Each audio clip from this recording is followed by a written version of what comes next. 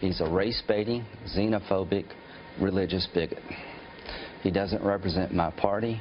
He doesn't represent the values that the men and women who wear the uniform are fighting for. I don't think he has a clue about anything. He's just trying to get his numbers up and get the biggest reaction he can. You know how you make America great again? Tell Donald Trump to go to hell. Wow. Lindsey Graham has certainly been one of Donald Trump's fiercest critics, but now the center is reportedly calling on Republicans to support the presumptive nominee. Reports say Graham privately urged donors to unite behind Donald Trump at a fundraiser over the weekend. However, Graham's press secretary says there's been no change in his position, whatever that means. Here now, Governor John Sununu, former White House Chief of Staff to President George H.W. Bush and author of The Quiet Man. It's a pleasure to have you here, Governor. Thanks for being here today. Happy Monday, Greg. How are you? I'm fine. You know, this is a guy who really disparaged Donald Trump and said he could not in good conscience ever vote for Trump.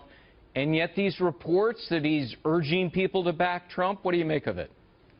Look, the reason that Lindsey Graham and other Republicans had a little difficulty with Donald Trump, or a lot of difficulty with Donald Trump as the nominee in the past, was issues. And Lindsey was extremely concerned about national security issues and how to handle ISIS and how to handle our allies and our enemies around the world.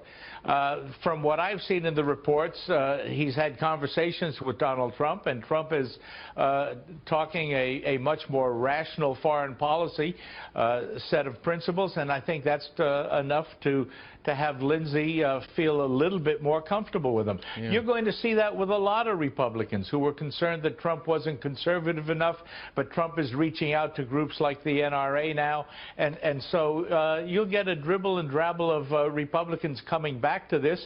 The Republican Party and the voters of the Republican Party recognize it's important to get a good turnout in order to at least save the Senate and governors and congressmen around the country, and I think you're going to see people talking about voting the Republican ticket from top to bottom.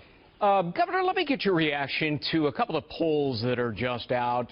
This is the ABC News Washington Post poll, and it shows Donald Trump actually has the lead over Hillary Clinton, 46% to 44%, though within the margin of error. And then let's go to the next one.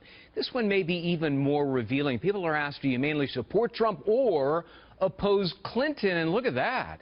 54% oppose Clinton. They're voting for Trump because they oppose Clinton, not necessarily because they support Donald Trump. Are we presented, or many people presented, with the old principle of the lesser of two evils? I think there's a lot of voting that will take place in November that will take place on that basis. I think the Democrats really still have an internal squabble that's causing problems, and Mrs. Clinton's position on so many issues just are so bad that Republicans that might have stayed home that didn't like Trump as the nominee and might have stayed home will come out just to vote against Hillary Clinton. So yes, I think that poll is reflective of a lot of what will happen in November. As long as the Republicans get out and vote for the Senate and the governors and the congressmen and the lower ballot candidates, I think Republican Party will do quite well. And if it happens to be enough to bring Trump into the White House, I think the Republicans will at least say, well, then we can save some of the nominees that have to be made to the Supreme Court in the future.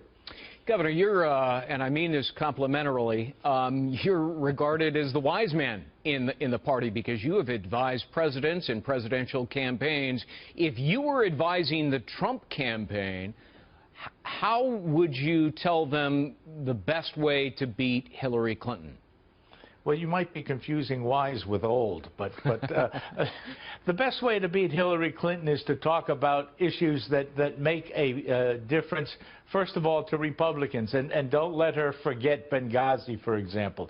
And secondly, remind Republicans that the next president is going to probably name certainly one and possibly two or three Supreme Court justices.